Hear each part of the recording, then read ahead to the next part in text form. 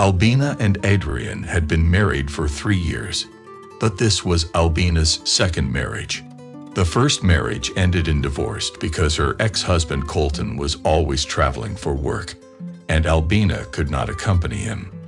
She wanted to be with him, but Colton prioritized his work and did not want to change it. After the divorce, Albina moved to another city and eventually met Adrian. The topic of Albina's first marriage was never discussed between her and Adrian, but her mother was aware of the situation. From the beginning, Albina's mother disapproved of Adrian, but not because he was a bad person or did anything wrong, but simply because she constantly reminded her daughter of her previous marriage. Albina's mother was very fond of her ex-husband and often brought him up on inappropriate occasions, comparing him unfavorably to Adrian. As a result, Adrian tried to limit his communication with her. Unfortunately, this decision eventually led to tragedy in their family.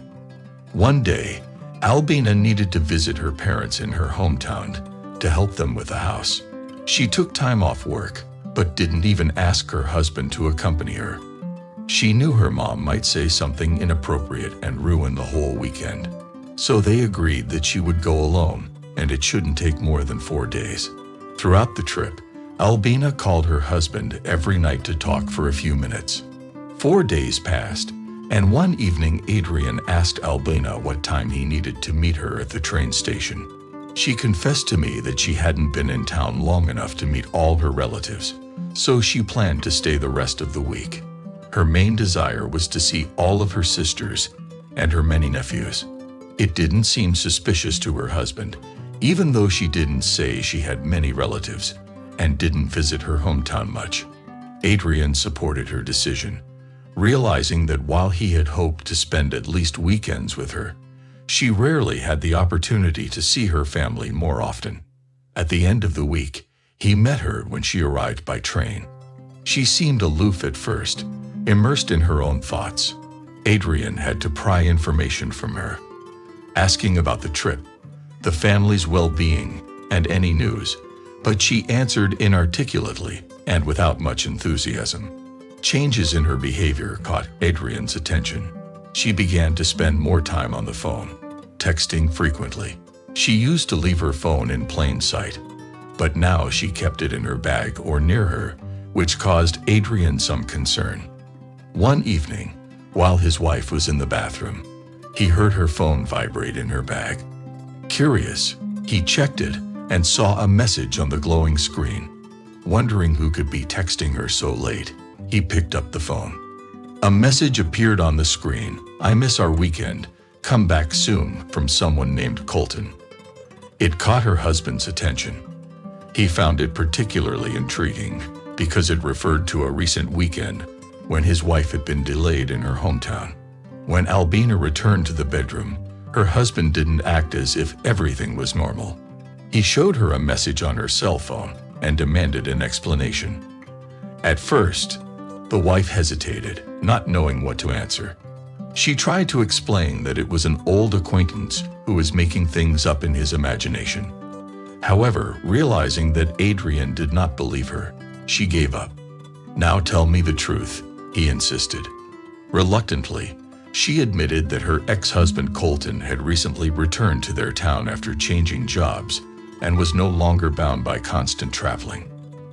By chance, they crossed paths and began talking, reminiscing about the past and rekindling former feelings. "You cheated on me, didn't you?" her husband asked her sternly. "And why did you go back to him?" he asked. The woman lowered her eyes shamefully, fully aware of her guilt. "Do you realize that now we're going to get a divorce?" he announced.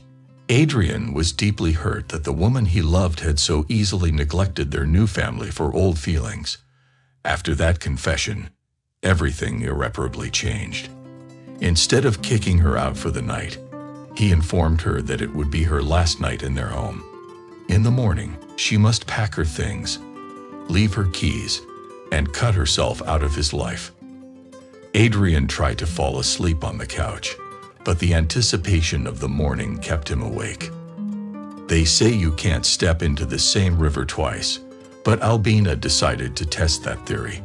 She returned to her hometown and again began to live with her ex-husband. From that moment on, Adrian did not communicate with her and did not know about her well-being. All that was known was that Albina's mother was happy about her daughter's return. 8 months later, Albina unexpectedly got in touch with Adrian, inquired about his life and recalled trips and pleasant moments together. Adrian decided not to find out if Albina felt remorse or if her reunion with first husband Colton was not going smoothly. He just ignored her, since they were already divorced. If it wasn't for a chance meeting during which her husband saw a message from Colton, Adrian would have remained in the dark for an unknown amount of time. Albina seemed to be the kind of person who had a hard time making a final choice. She was constantly torn between different options, being present everywhere and not truly belonging anywhere. As a consequence, she could never find happiness for herself, let alone bring happiness to her husband.